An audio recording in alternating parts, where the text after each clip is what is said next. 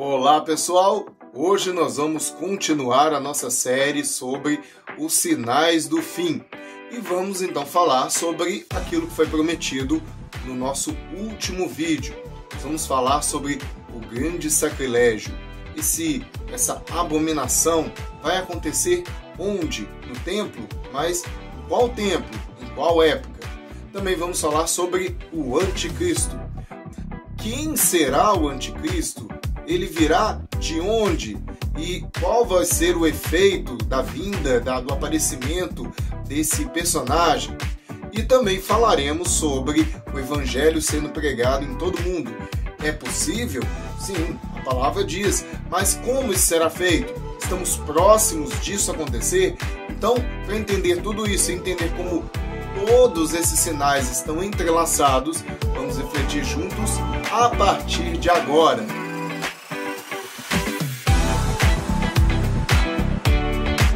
Para começarmos a entender principalmente o grande sacrilégio, que é a abominação que é descrita, vamos ver aí na palavra, nós veremos em Mateus, capítulo de número 24.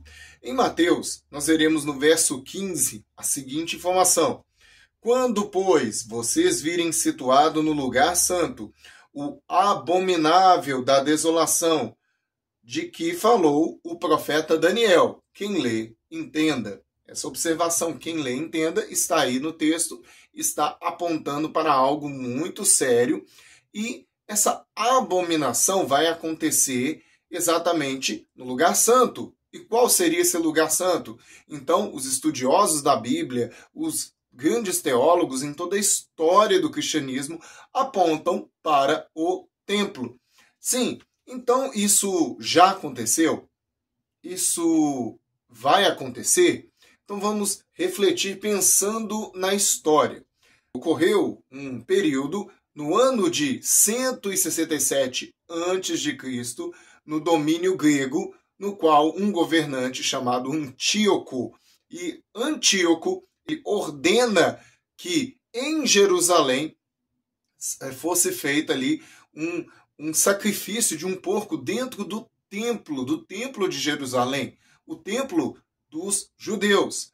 E isso foi, claro, uma grande profanação, que inclusive deflagrou uma grande revolta entre os judeus. Bom, mas aí eu não vou entrar nesses detalhes da grande revolta que aconteceu e que foi uma insurreição aí dos judeus que lutaram contra os gregos, mas a questão principal é, já houve a profanação do templo.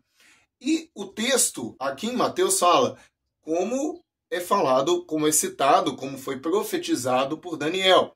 E Daniel, ele existiu há algum tempo antes desse momento no qual o governante grego chamado Antíoco vai profanar o templo. Bom, então já aconteceu.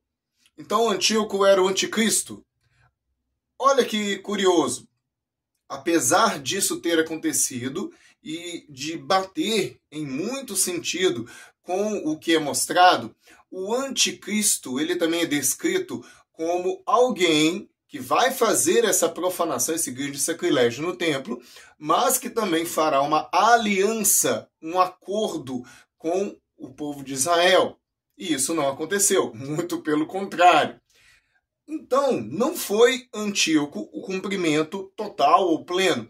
Há várias profecias na Bíblia, e aí é interessante que você saiba disso.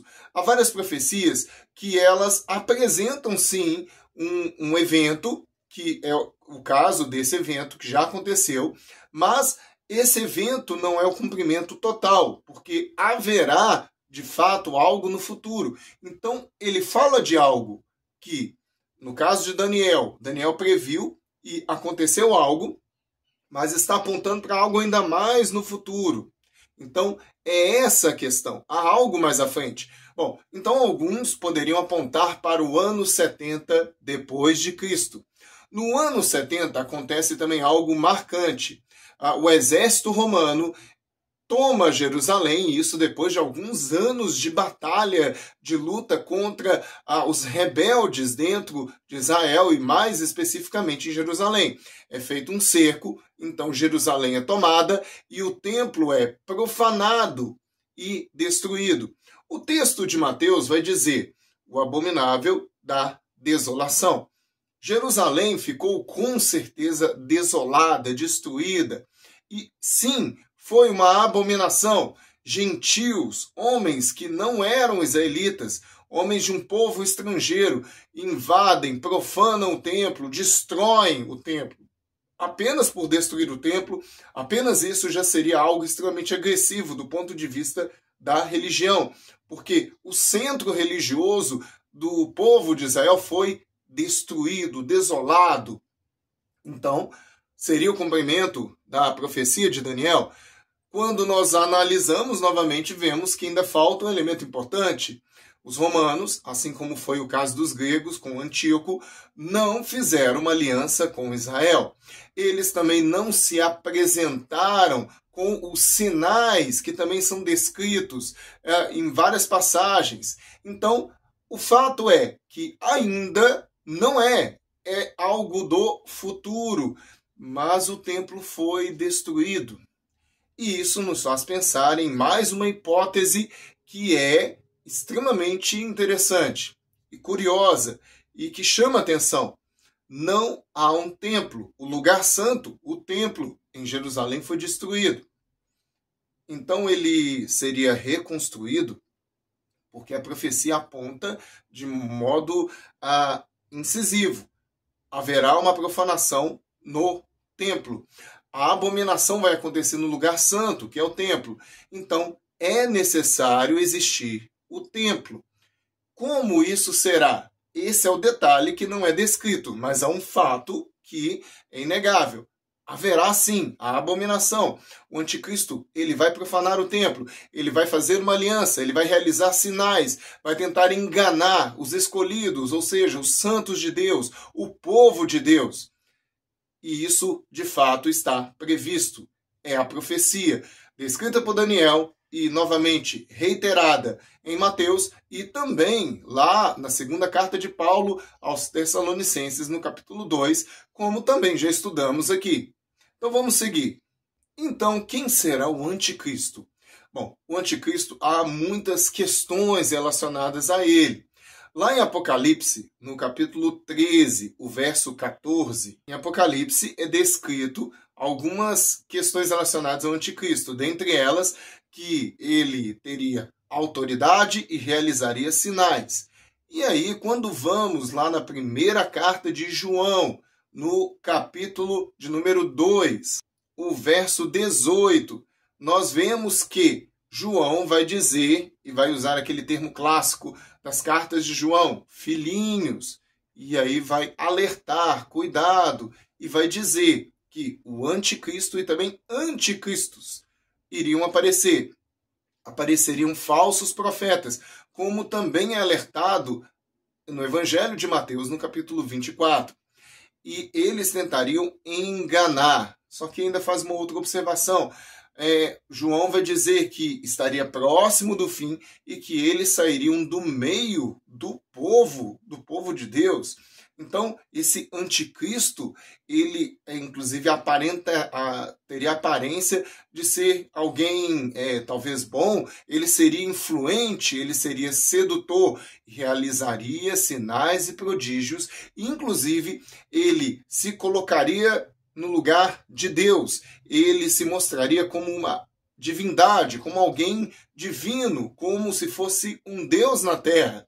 Assim seria o anticristo. E volto a dizer, ele iria seduzir as pessoas, ele iria enganar. E esses anticristos e falsos profetas, eles iriam se proliferar. Ou seja, mensagens. Hoje em dia a gente fala de fake news. Então, essas fake news do inferno, porque essa é a única descrição possível.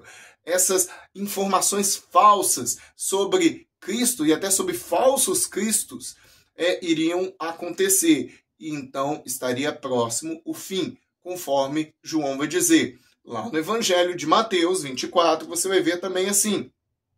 Há várias orientações sobre quando, nesse momento que aconteceria essa grande abominação, essa profanação. E aí, há uma informação importante. Não tivessem aqueles dias sido abreviados, ninguém seria salvo. Isso está lá no capítulo 24 de Mateus, o verso 22. E diz mais ainda: mas por causa dos escolhidos, tais dias serão abreviados. Então, veja que esse período seria algo terrível. Agora, aí é citado escolhidos. Então, há uma corrente teológica e de vários grupos cristãos que vão dizer que esse momento a igreja não participaria dessa situação. Mas quando nós olhamos o texto, nós vemos que o povo de Deus, ou os escolhidos, porque se o texto fala os escolhidos, os eleitos, está falando do povo de Deus, está falando de pessoas que temem a Deus. E o tempo foi abreviado para que eles também não se perdessem, pois tal era a perseguição, o assédio e todas as situações que poderiam desviá-los do caminho. Entende isso? É algo muito sério. Então, o anticristo viria com esse papel de sedutor. Daniel vai apontar para esse ser abominável, esse homem ou esta pessoa, como alguém sedutor, que faria sinais, que enganaria através desses sinais, através de um discurso. Apocalipse também vai apontar da mesma forma, como alguém que seria enganador e que então atrairia as pessoas e faria com que muitas pessoas o seguissem. Veja como isso é sério. E continuando, nós falamos sobre o evangelho sendo pregado em todo o mundo. Veja que o texto lá em Mateus vai dizer no capítulo 24, porém, um pouco antes, um versículo antes do versículo que fala da abominação da desolação. Então, verso 14, que vai dizer: e será pregado este evangelho do reino por todo o mundo, para testemunho de todas as nações. Então, virá o fim. Aí você olha e pensa, sim, e qual é a conexão da pregação do evangelho em todo o mundo, em todas as nações, e o aparecimento do anticristo e todos os outros sinais, a grande tribulação, a perseguição? Quais seriam as conexões? Entenda o seguinte, que para que as pessoas desistam da sua fé, para que as pessoas sejam enganadas, é necessário que antes saibam a verdade. Então, a verdade seria espalhada, e veja que o texto aponta para uma mesma proporção do surgimento de falsos profetas. Então, quanto mais a palavra é pregada, quanto mais a verdade do evangelho do reino é espalhado pelo mundo, quanto mais vemos na internet, na televisão, seja pregadores, igrejas, pessoas pregando nas ruas, quanto mais a mensagem é enviada e espalhada, mais ainda aparecem falsos profetas, enganadores, pessoas que tentam desviar as pessoas do caminho. Então, o que nós percebemos é que são questões que estão atreladas. Inclusive, o texto vai dizer aí no verso 14, então virá o fim. Então, é um sinal do fim. E aí eu quero te dar alguns dados. É interessante porque, segundo a análise de alguns estudiosos, alguns teólogos, há cerca de 80% das nações, ou seja, das etnias da Terra, que estão ou que já foram alcançadas pelo Evangelho, pela palavra de Deus, pela mensagem de Jesus, a mensagem de salvação, 80%. E isso está aumentando cada vez mais. Lugares, países onde o Evangelho está proibido de ser pregado, onde pregar a palavra é crime. É interessante porque, apesar disso, a pregação está aumentando nesses lugares.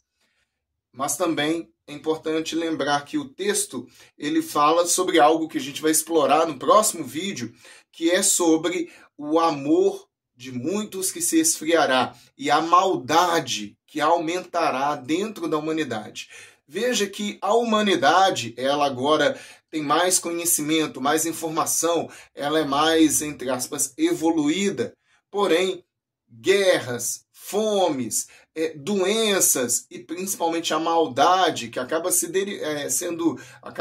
essas coisas que eu falei acabam derivando do aumento da maldade. A maldade, as guerras continuam aumentando, apesar de uma evolução intelectual ou de uma melhoria intelectual da humanidade.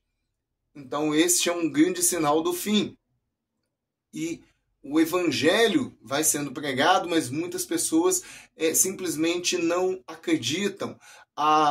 O ateísmo, ou a descrença, ou o abandono de práticas religiosas, de envolvimento com a religião, o descaso está aumentando. Isso não é só na Europa, mas no mundo inteiro. Mas, proporcionalmente, a pregação do evangelho se espalha por todo o mundo.